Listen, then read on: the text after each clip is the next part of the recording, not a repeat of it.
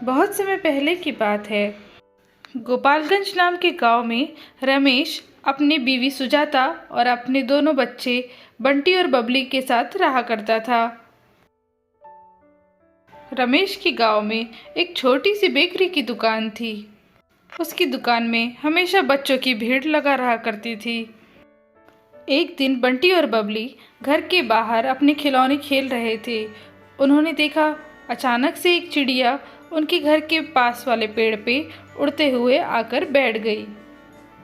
शाम हो जाने के कारण वो चिड़िया अपना रास्ता भटक गई थी, इसलिए वो उनके पेड़ के पास ही आकर बैठ गई। बबली ने बंटी से कहा, भैया ये चिड़िया कितनी सुंदर है। लगता है ये अपना रास्ता भटक गई है।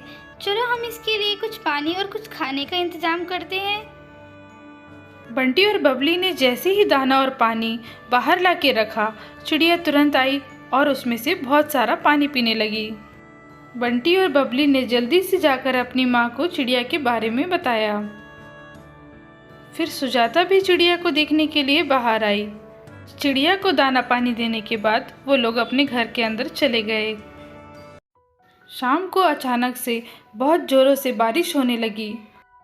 बाहर बहुत ज़ोरों से बारिश हो रही थी और अचानक से बिजली रमेश की दुकान के ऊपर आके गिरी, जिससे रमेश की दुकान में आग लग गई। बेचारे रमेश की दुकान में इतनी आग लग चुकी थी कि उसे बुझा पाना बहुत मुश्किल था। इधर रमेश इस बात से अनजान था और अपने घर में आराम से सो रहा था। इतनी बारिश होने के कारण ठंड में चिड़िया बहुत काँप रही थी। तभी अचानक से बबली को याद आया और उसने अपनी माँ को उठा के कहा, माँ, वो सुनहरी चिड़िया बाहर बारिश में भीग रही होगी, क्यों ना हम उसे अंदर ले आए। माँ और बबली चिड़िया को घर के अंदर ले आए और एक छोटा सा घोंसला बना के उसमें चिड़िया को बैठाल दिया। बारिश थमने के बाद सुबह होते ही जब रमेश अपने घर से काम के लिए वापस निकला, तब उसने देखा कि उसकी दुकान जल के पूरी खाक हो चुकी थी। अपनी दुकान की ऐसी हालत देखकर रमेश का रो रो के बुरा हाल हो चुका था। रमेश ने घर आकर सुजाता को दुकान जल जाने की खबर दी, जिसे सुन के सुजाता का भी रो रो कर बुरा हाल हो गया। घर में इतनी बड़ी मुसीबत आ गई थी। ये सारी बातें सुनहरी चिड़िया बड़े ध्यान से सुन रही थी। घर की स्थिति खराब हो जाने के कारण रमेश अब काम ढूंढने के लिए बाहर निकल पड़ा, लेकिन कहीं से भी उसे कोई सहायता नहीं मिली और ना ही कोई काम मिला। बेचारा रमेश अब अपने घर वापस आ गया। दिन बीतते गए और घर में गरीबी आते ही गई। अब तो घर में ना ढंग से खाने के लिए खाना था और ना ही पहनने के लिए कुछ अच्छे कपड़े। एक दिन भरपेट खाना न खाने के कारण बबली घर के बाहर बैठ के रो रही थी।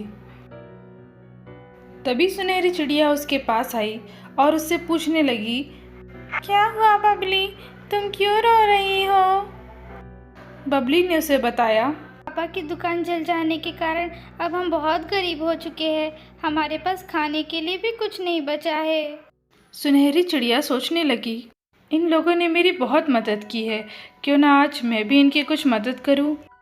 सुनहरी चिड़िया उड़ते हुए अपनी चिड़ियाओं की दूसरी रानी बुलबुल चिड़िया के पास गई। सुनहरी चिड़िया ने बुलबुल चिड़िया को बंटी और बबली के घर में जो कुछ भी हुआ उस बारे में सब कुछ बताया और कहा, मैं उनकी कुछ मदद करना चाहती हूँ, आप मुझे कुछ बताएं। बुलबुल चिड़िया ने सुनहरी चिड़िया को एक जादुई गुफा के बारे में बताया। उस जादुई गुफा में बहुत सारा खजाना था, जिसे तुम्हें अपनी सूझबूझ से ढूंढना पड़ेगा। खजाने का पता चलने के बाद सुनहरी चिड़िया वहां से उड़ गई। जब सुनहरी चिड़िया उस गुफा के पास पहुंची तो उसने देखा कि वहां पे 3 जगह मिट्टी पड़ी हुई थी, लेकिन एक जगह गुलाब का फूल मुरझाया हुआ था। सुनहरी चिड़िया को लगा शायद यही वो जगह है जहाँ पे खजाना गड़ा हुआ होगा। बिना देरी करते हुए सुनहरी चिड़िया उस जगह को खोदने लगी। कई घंटों की मेहनत करने के बाद आखिरकार सुनहरी चिड़िया को वो खजाना मिल ही गया। लेकिन खजाने के साथ एक सांप भी बाहर आया। उस सांप ने कहा, मैं तुम्हें ये खजाना तो दे दूंगा, लेकिन बदले में मुझे कुछ कुर्बानी चाहिए। बोलो, क्या तुम तैयार हो? सुनहरी चिड़िया ने कहा, बोलो क्या चाहिए आपको? मैं तुम्हें एक हीरो का हार दे दूंगा, लेकिन बदले में मैं तुमसे तुम्हारे उड़ने की शक्ति को छीन लूंगा। क्या तुम तैयार हो? सुनहरी चिड़िया को बंटी और बबली की मदद करनी थी, इसलिए उसने हाँ कर दी। सुनहरी चिड़िया ने सांप से विनती करी कि वो उसे ये सामान वहाँ पहुँचाने दे, उसके बाद उससे ये उड़ने की शक्ति उससे छीन ले। सांप के मान जाने के बाद सुनहरी चिड़िया वहाँ से वो हीरे का हार लेके वहाँ से चले गई। रात में बबली को सुनहरी चिड़िया की बहुत चिंता सता रही थी। पता नहीं अचानक से वो कहाँ चली गई थी। तभी सुनहरी चिड़िया उड़ते हुए बबली के पास आई और बबली को वो हीरे का हार दे दिया। सुबह होते ही बबली ने अपने माता पिता और बंटी को सुनहरी चिड़िया के दिए हुए हार के बारे में सब कुछ बताया। रमेश ने कहा, मैं तुम्हारा बहुत बड़ा आभारी हूँ। तुमने हमारे लिए इतनी बड़ी कुर्बानी दे दी। हम सभी तुम्हें धन्यवाद बोलने आए हैं।